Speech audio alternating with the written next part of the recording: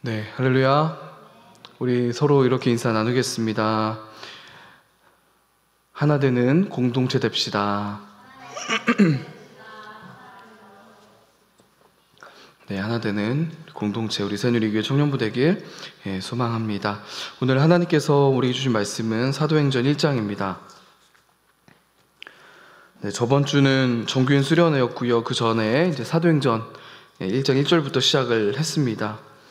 네, 사도행전 1장 12절에서 26절까지 말씀 좀 긴데요. 저 한 절, 여러분 한 절 교독하도록 하겠습니다. 저부터 읽겠습니다. 제자들이 감람원이라 하는 산으로부터 예루살렘에 돌아오니 이 산은 예루살렘에서 가까워 안식일에 가기 알맞은 길이라.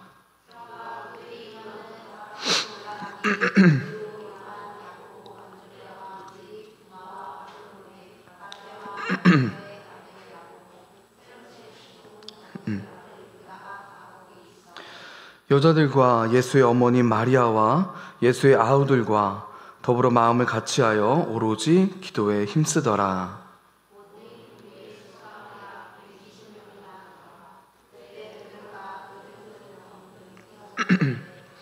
형제들아, 성령이 다윗의 입을 통하여 예수 잡는 자들의 길잡이가 된 유다를 가리켜 미리 말씀하신 성경이 응하였으니 마땅하도다.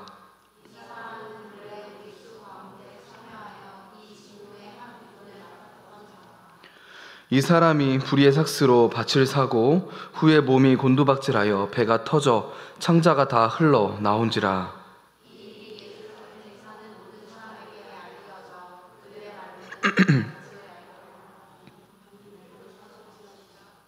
시편을 기록하였으되 그의 거처를 황폐하게 하시며 거기 거하는 자가 없게 하소서 하였고, 또 일렀으되 그의 직분을 타인이 취하게 하소서 하였도다.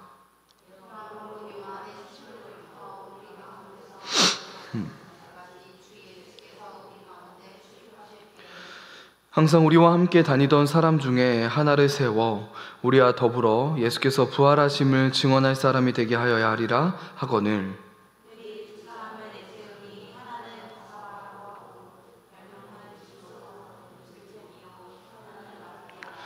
그들이 기도하여 이르되 무 사람의 마음을 아시는 주여, 이 두 사람 중에 누가 주님께 택하신 바 되어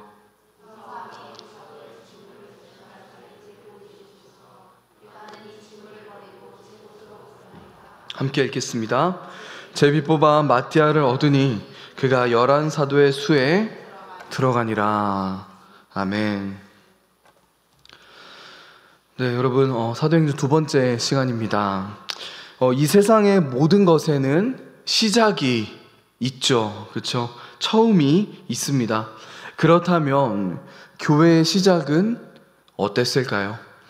교회 처음의 모습은 어떤 모습이었을까요? 최근 몇 년 동안 초대교회, 처음 1세기 교회에 대한 관심이 굉장히 좀 높았습니다. 관련된 서적들도 많이 출간이 되었고요. 그래서 다시 초대교회로 라는 이런 슬로건을 내건 교회들과 단체들이 굉장히 많았습니다. 다시 초대교회로 라는 말의 의미가 무엇일까요? 지금 교회가 처음 교회의 모습과 많이 달라지고 또 변질되었다는 것을 전제하고 있는 것이겠죠. 그렇다면 여러분, 처음 교회는 어땠을까요? 처음 교회는 어떤 사람들이 모였으며 또 그 모인 공동체 가운데 어떤 일들이 일어났을까요? 우리는 오늘 말씀을 통해 그 시작, 그 힌트를 얻을 수 있습니다. 우리 13절에서 15절을 함께 읽겠습니다. 13절 15절입니다. 시작. 들어가 그들이 요하는 다락방으로 올라가니 베드로, 요한,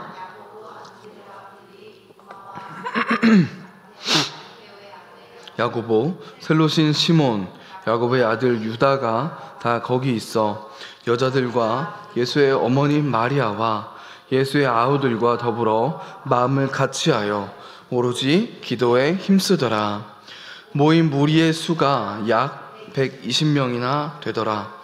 그때 베드로가 그 형제들 가운데 일어서서 이르되, 이렇게 예수님이 승천하시는 것을 목격한 후에 감람산에서 예루살렘으로 돌아온 제자들은요, 한 다락방에 모이게 됩니다. 그곳에 몇 명이 모였다고 누가는 말하고 있죠? 약 120명이라고 말하고 있어요. 꽤나 넓은 장소였던 것 같습니다. 누가는 굳이 왜 몇 명이 모였는지를 강조하는 것일까요? 여기 대표적으로 두 가지 의견이 있습니다. 첫 번째는요, 이스라엘의 대표라는 의미 때문이라는 의견이에요. 이스라엘의 지파가 몇 개죠? 12개입니다. 그리고 제자들의 수가 몇 명입니까? 예수님의 제자들 12명, 그렇죠? 12명이 굉장히 상징적인 숫자입니다. 즉 이 12이란 이 숫자는 명백히 교회를 상징하는 숫자예요. 저자 누가는 마치 여기 모인 120명이 이스라엘 12지파에서 10명씩 뽑아 만든 공동체라고 말한 듯합니다. 즉 120명의 제자들은요, 이스라엘의 대표자들이 모인 회중이라는 것이죠. 두 번째 의견이 있습니다. 이것은 교회의 시작을 나타내기 위함이라는 의견입니다. 그 당시요, 자체 내에 공회를 갖춘 한 공동체를 설립하는데 그렇게 필요한 최소 인원수를 120명으로 규정한 유대법의 규례가 있었다고 해요. 이렇게 누가가 120명이라는 숫자를 기입한 것은요, 공회를 갖춘 한 공동체가 설립이 되었다는 것을 나타내고 있는 것이죠.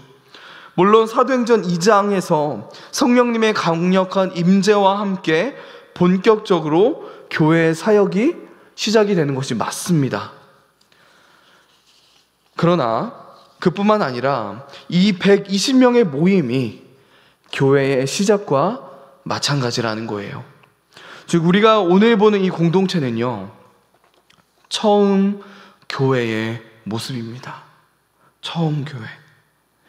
우리는 보통 이 처음 교회에 대해 생각할 때 뭔가 낭만이 가득하고 큰 문제가 없는 아름답게 조화로운 공동체였다고 생각할 때가 있는 것 같아요. 그런데 여러분, 과연 그랬을까요? 사실 그곳에 모인 사람들은요, 서로에 대한 어색함과 인간적인 장벽을 가지고 모였습니다. 제자들은 이미 분열과 상처, 배신, 서로의 바닥난 인간성을 철저하게 경험한 사이였어요. 그래서 제자들이 마음을 같이 하기란 무척이나 어려운 일이었습니다. 예수님 십자가를 지시기 위해 예루살렘에 입성한 시점부터 제자들 사이에서는 누가 더 크냐라는 논쟁이 있었어요. 스승을 부인하지 않겠으며 결코 스승을 버리지 않겠다고 떠버리던 맹세와 다짐도 있었습니다. 그리고 체포 당시에 예수님을 버리고 도망갔던 그 모든 비겁한 순간은요, 제자들 사이를 의심과 배신감으로 하나 되지 못하게 했을 거예요. 아무리 부활하신 예수님을 목격하고 어두운 과거로부터 어느 정도 자유롭게 되었다 하더라도 제자들은 여전히 서로 불편했을 것입니다. 그리고 아마도 제자들과 예수님의 가족 사이에도 미묘한 긴장감이 감돌지 않았을까요? 이렇게 서로 불편하고 바닥난 인간성을 경험한 사람들이 모인 거예요.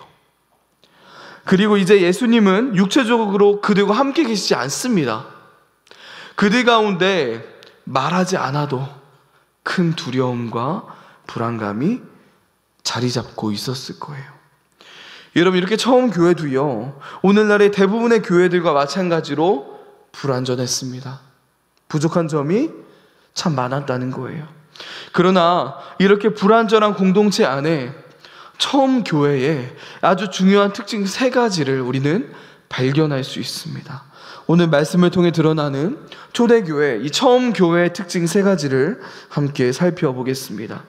초대교회의 첫 번째 특징이 있습니다. 그것은요, 기도로 세워진 공동체라는 거예요. 기도로 세워진 공동체입니다. 우리 13절, 14절을 우리 다시 한번 읽겠습니다. 시작. 들어가 그들이 유하는 다락방으로 올라가니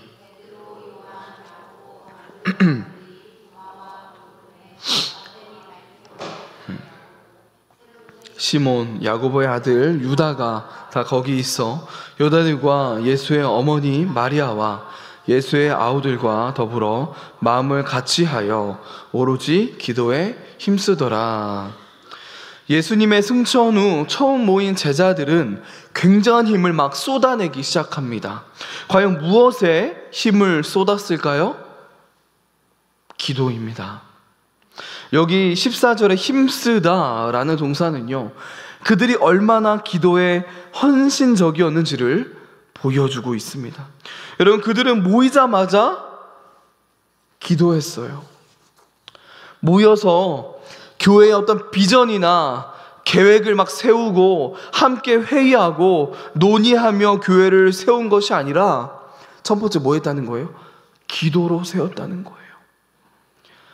나의 목회적 이건 이렇다, 여러분 이러니까 어떻게 할까요가 아니라 그것을 했겠죠. 그러나 가장 먼저 그들은 기도했습니다. 여러분, 처음 교회는요, 기도로 세워진 공동체였습니다. 여러분, 시작 부분에 말씀드린 것처럼 지금 모여있는 120명은요 마음을 같이 하기가 굉장히 어려운 공동체였어요. 그럼에도 불구하고 오늘 말씀 가운데 더불어라는 단어가 있죠. 더불어, 이 단어가 사용되는 것은 굉장히 신기한 일인 거예요.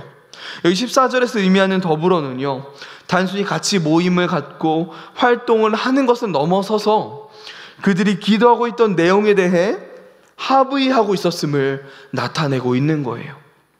그들은 한 마음 또는 한 목적으로 기도했다는 것입니다. 여러분, 이처럼 비록 하나 되기가 어려운 공동체였지만 무엇으로 마음을 같이 했다고요? 기도로 같이 했대요. 기도로. 이렇게 우리는 기도를 통해 하나가 되어갈 수 있습니다. 이벤트와 여러 가지 활동을 함께하는 것도 중요하죠. 정말 중요합니다. 그러나 기도가 빠진다면 절대로 그 공동체는 하나가 될 수 없다는 거예요. 여러분, 저도 우리 청년부도요 하나가 되길 소망합니다. 그러려면 우리가 어떻게 해야 된다는 거예요? 먼저 기도에 힘써야 할 것입니다. 이렇게 처음 교회는 기도로 세워진 공동체였습니다. 초대교회의 두 번째 특징이 있습니다. 그것은요, 말씀이 이끄는 공동체였다는 거예요. 말씀이 이끄는 공동체. 15절에서 저자 누가는요, 베드로가 제자들 가운데 일어나 주도적인 역할을 하기 시작한 일을 주목합니다. 베드로는요, 이때뿐만 아니라 사도행전 12장까지 초대교회의 반석, 기초를 놓는데 핵심적인 역할을 감당해요. 이전에 예수님께서 베드로에게 너는 너의 형제들을 굳게 하라고 명령하신 일이 있습니다. 그런데 베드로는 지금까지 전혀 앞에 나서지 않고 있었어요. 그랬던 그가 드디어 15절에서 자리에서 일어나 리더십을 발휘하기 시작합니다. 저자 누가는 이제부터 베드로가 예수님의 명령대로 그의 형제들을 굳게 하는 모습을 보여주고 있는 거예요. 그런데 여러분, 여기서 중요한 것은요, 베드로가 이 리더로서 자신의 의견을 피력하지 않았다는 거예요. 그는 시편 69편 25절과 109편 8절을 인용합니다. 유다가 왜 이렇게 됐는지, 유다가 왜 배신했고 그가 왜 이런 최후를 맞이했는지에 대해서 설명을 할 때 시편을 인용했다는 거예요. 이렇게 인용하면서 제자들이 결정해야 할 아주 중요한 일을 지적합니다. 유다의 빈자리를 채우기 위해 마띠아를 선출한 것은요, 단순히 베드로나 사도들의 생각이 아니었다는 거예요. 하나님의 말씀이 그들을 이끌었습니다. 여러분, 초대교회는 한 명의 강력한 리더십을 가진 리더가 이끌지 않았습니다. 리더는 있었죠. 그러나 궁극적으로는 무엇이 교회를 이끌었다는 거예요? 하나님의 말씀이요. 말씀이 이끌었다는 것입니다. 그냥 그 리더의 방향성이, 그 리더의 주장이 하나님의 말씀과 맞지 않는다면 그것은 따라갈 필요가 없는 것이죠. 하나님의 말씀이 교회를 이끌었다는 것입니다. 한 리더의 생각과 비전이 아니라, 공동체의 다수의 의견이 아니라 하나님의 말씀이 중심된 그런 공동체가 바로 초대 교회였습니다. 초대 교회의 마지막 특징이 있어요. 그것은요, 은혜로 운영되는 공동체라는 것입니다. 은혜로 운영되는 공동체. 이 베드로의 설교를 통해 그들은 유다의 자리를 대체할 사도를 선출을 하기로 결정을 하는데요, 120명의 제자들은 제시된 자격을 바탕으로 2명의 후보 요셉과 마띠아를 선출합니다. 먼저 요셉은요, 아람어 이름인 바사바라고 불렸으며 별명은 뭐래요? 유스도였다고 합니다. 두 후보 중 한 사람에 대해서만 이렇게 자세하게 소개하고 있는 이유가 있습니다. 그것은요, 요셉이 다른 사람들에게 더 많이 알려지고 유력한 사람이었다는 것을 우리는 알 수 있는 거예요. 아마도 누가 봐도, 사도들이 봐도 이 요셉이라는 사람이 사도의 자리에 더 적합했던 사람이라는 것입니다. 그의 능력과 그의 배경, 그의 영향력을 보면 분명히 마띠아보다 더 앞서 있었다는 거예요. 제자들은 더 유력한 요셉을 택하고 싶었을 것입니다. 그러나 그들은 자기들 마음대로 결정하지 않고요, 기도하며 하나님의 뜻을 구했어요. 그래서 그들이 결정한 방법은 무엇입니까? 뭐죠, 여러분? 오늘 성경을 다 읽으셨는데 그들이 어떤 방법을 결정합니까? 제비뽑기를 합니다. 가끔 교회에서 제비뽑기가 가장 성경적인 방법이다 막 하면서 이제 막 할 때가 있죠. 저희 교역자들도 가끔 장난으로 아이스크림 같은 내기를 하거든요. 2명 뽑자 해서 이렇게 제비뽑기도 하고 하는데, 그런 제비뽑기가 맞습니다. 네, 아마도 우리가 그것을 가장 성경적이라고 이야기하는 이유가 바로 오늘 말씀과 요나서 때문인 것 같아요. 구약에서 요나가 하나님을 피해 배를 타고 다시스로 막 도망가기 시작하지 않습니까? 그때 하나님께서 큰 바람을 보내세요. 그리고 파도가 막 일렁이기 시작합니다. 그래서 배 안에 사람들이 모두 죽게 된 거예요. 그들이 그때 이렇게 말합니다. 누구 때문에 이런 바람이 불고 파도가 일었는지 한번 제비뽑기를 해봅시다. 그때 누가 뽑혔죠? 누가 뽑혔습니까, 여러분? 처음 듣는 이야기처럼 이렇게 들으시면 안 되는데, 요나가 뽑혔습니다. 우리 다시 주일학교로 돌아가서 해야 될 것 같은데요. 요나가 뽑혔죠, 그렇죠? 그래서 요나를 바닷속에 던진 거예요. 그래서 이거 좀 당황스럽네요. 다들 이렇게 막 올 줄 알았는데 요나라는 답변이 이 요나 부분과 신약에서는 바로 오늘 본문 때문에 제비뽑기가 가장 성경적인 방법이라고 우리가 많이 이야기를 하는 것입니다. 그러나 여러분, 우리가 꼭 기억해야 하는 것이 있어요. 그것은요, 오순절 당시, 다음 주의 이야기입니다. 성령 하나님이 교회에 임재하신 후부터는요, 교회가 제비뽑기 방식을 사용한 적이 없다는 거예요. 초대교회는 언제나 성령님의 인도를 받아 교회의 일꾼을 세웠습니다. 하워드 마샬이라는 저명한 신약 학자가 있습니다. 그가 이렇게 말했어요. 오순절에 성령이 임하시기 전에는 이런 방식이 가능했으나 성령이 오신 후에는 성령이 주시는 지혜와 인도를 통해서 분별하고 선택했다. 더욱이 사도들은 이후에 7을 뽑거나 중요한 결정을 내릴 때 그들의 마음 가운데 역사하시는 성령을 의지했다. 따라서 제비를 뽑는 것은 더 이상 기독교 공동체가 따라야 할 본이 아니다. 여러분 기억하시고 제비 뽑기에 힘을 쓰지 않길 소망합니다. 아무튼 이렇게 제비 뽑기를 통해 누가 사도로 선출이 되었습니까? 바로 마띠아라는 사람이에요.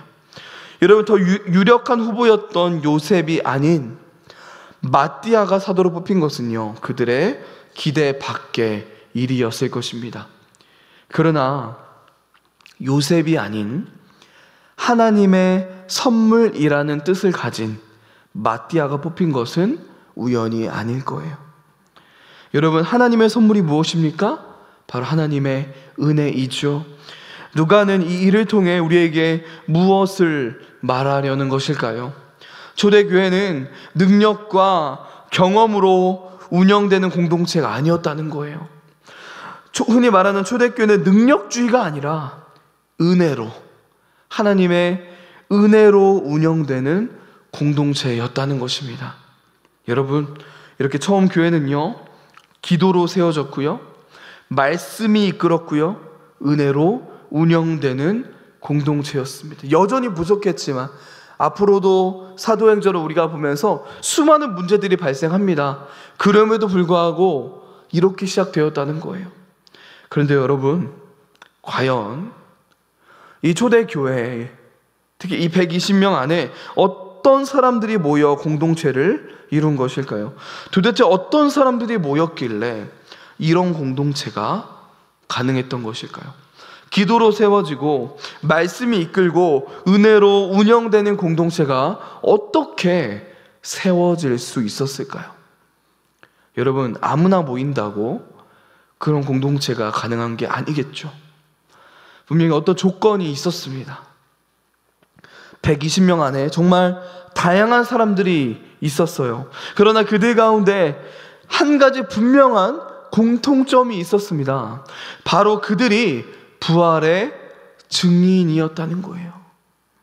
부활의 증인이요.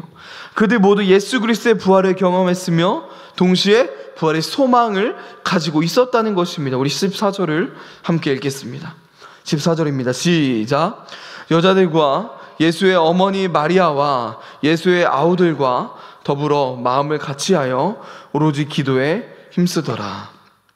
누가는 예수님의 가족이 처음 교회 구성원 안에 있었다고 말하고 있습니다. 즉 처음 교회에 예수님의 동생 야고보도 포함이 되어 있었겠죠. 여러분, 이것이 왜 놀라운 일일까요? 왜 이 120명 처음 교회 안에 예수님의 가족이 포함된 게 신기한 일일까요? 그 이유가 있습니다. 왜냐하면 예수님의 가족들은, 특히 야고보는 예수님을 메시아로 믿지 않았었기 때문입니다. 우리 마가복음 3장 21절 그리고 31절을 함께 읽겠습니다. 시작. 예수의 친족들이 듣고 그를 붙들러 나오니 이는 미쳤다 하밀러라. 이어서 읽겠습니다. 그때 예수의 어머니와 동생들이 와서 밖에 서서 사람을 보내어 예수를 부르니. 예수님의 어머니와 동생들이 왜 예수님을 불렀습니까? 그만하라는 거예요. 네가 무슨 메시아냐, 동네 창피하게 그런 짓 하지 말고 빨리 와서 나무나 깎으라는 거예요. 목수였잖아요. 지금 뭐해? 지금 만들어야 될 게 한두 가지가 아니고 주문이 밀려있는데 여기에서 왜 메시아 놀이는 하고 자빠졌냐? 빨리 와라. 창피해 죽겠다. 요한복음 7장 5절에서도 요한이 이렇게 말하고 있습니다. 제가 읽겠습니다. 이는 그 형제들까지도 예수를 믿지 아니함이로다. 그 형제들도 예수님을 안 믿었대요. 이렇게 예수님의 가족들은, 특히 야고보는 형인 예수님을 믿지 않고 오히려 미친 사람이라고 여겼습니다. 그런데 여러분, 그들이 오늘 처음 교회의 구성원 안에 속해 있습니다. 그렇죠? 그리고 여러분, 이게 끝이 아니에요. 짧은 미래에 이 야고보는요, 예수님의 동생 야고보는 초대 교회의 기둥 같은 존재가 됩니다.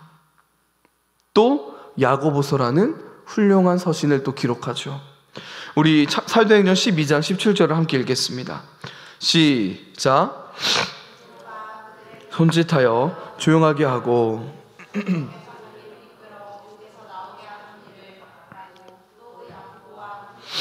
만을 전하라 하고 떠나 다른 곳으로 가니라. 야고보에게 말했대요. 약간 보고한 것과 다름없습니다. 이 초대교회 안에 중요한 위치에 있었다는 거예요. 이어서 사도행전 21장 18, 19절입니다. 시작. 그 이틀날 바울이 우리와 함께 야고보에게로 들어가니 장로들도 다 있더라. 바울이 무난하고 하나님이 자기의 사역으로 말미암아 이방 가운데 하신 일을 낱낱이 말하니, 사도 바울이 전도여행을 갔다 온 후에 보고를 누구에게 했다는 거예요? 야고보에게. 야고보가 어떤 사람이었다는 것을 우리는 추측할 수 있죠. 초대교회에 굉장히 중요한 사람이었구나, 기둥과 같은 그런 존재였다는 것입니다. 여러분, 예수님을 믿지 않았던 야고보, 아니 오히려 예수님이 미친 사람이라고 여겼던 그 야고보가 어떻게 초대교회에 기둥과도 같은 존재가 될 수 있었을까요? 고린도전서 15장 6절 7절을 제가 읽겠습니다. 그 후는 예수님이 부활하신 후입니다. 500여 형제에게 일시에 보이셨나니 그 중에 지금까지 대다수는 살아있고 어떤 사람들은 잠들었으며, 그 후에 야고보에게 보이셨으며 그 후에 모든 사도에게와. 우리 여기서 힌트를 얻을 수 있죠. 자신의 형 예수 그리스도의 죽음을 똑똑히 본 그 야고보가 부활하신 예수님을 만난 거예요. 그의 삶은 바뀔 수밖에 없었다는 것입니다. 처음 교회의 구성원을 보면요, 그들은 모두 예수 그리스도의 부활을 경험했습니다. 그들 모두 부활하신 예수님을 만났다는 거예요. 유다 대신 마띠아를 사도로 뽑았죠. 그 사도의 자격이 무엇이었습니까? 우리 21장 22절을 다시 한번 읽겠습니다. 시작.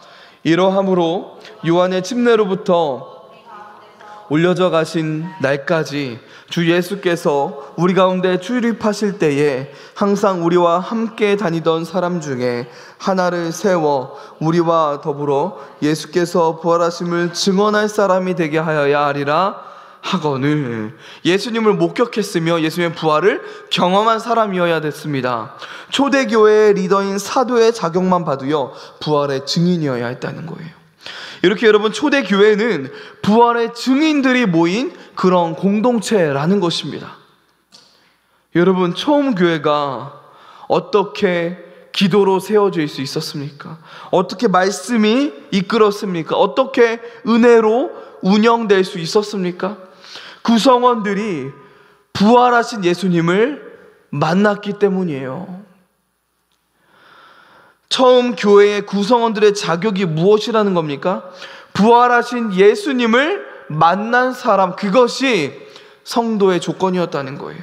즉, 성도란, 그리스도인이란 부활하신 예수님을 만난 사람입니다. 사랑하는 여러분, 처음 교회는 기도로 세워졌고요, 말씀이 이끌었고요, 은혜로 운영되는 그런 공동체였습니다. 저는요, 우리 새누리 이교회도, 우리 청년부도 그런 공동체가 되기를 소망합니다. 그렇게 되기 위해서는 우리 모두가 부활하신 예수님을 만나야 합니다. 예수님을 만나야 된다는 거예요. 이것밖에는 방법이 없다는 것입니다. 여러분, 교회라는 공동체는 인간적인 어떠한 방법과 세상의 어떠한 운영 방식에 와서 운영되는 곳이 아니에요. 교회는 부활하신 예수 그리스도를 만나 변화된 사람들의 공동체입니다. 사랑하는 여러분, 혹시 이 가운데 이미 부활하신 예수님을 만나신 분이 계십니까? 그렇다면 매일매일의 삶 가운데 더 예수님을 추구하십시오. 더 주님과 친밀해지시기 바랍니다. 더 예수님을 닮아가도록 발버둥치라는 거예요. 혹시 아직 부활하신 예수님을 만나지 않으셨나요?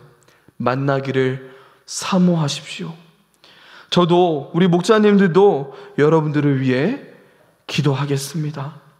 그렇게 우리 모두가 부활하신 예수 그리스도를 만나 처음 교회의 모습, 그 모습을 회복하는, 기도로 세워지고 말씀이 이끌리며 은혜로 운영되는 우리 청년부 되길 소망합니다. 이 시간 우리 함께 결단하며 함께 기도했으면 좋겠습니다. 여러분, 우리 시간 우리 기도할 때 우리 모두가 부활하신 예수님을 날마다 만날 수 있도록, 더 나아가 우리 공동체가 기도로 세워지고 말씀에 이끌리며 은혜로 운영되는 공동체가 될 수 있도록 기도해 주십시오. 여러분들이 혹시 알고 계신 분들 중에 아직 부활하신 예수 그리스도를 만나지 못한 형제 자매가 있다면 그들을 위해서도 중보하는 시간 됐으면 좋겠습니다. 우리 함께 기도하겠습니다.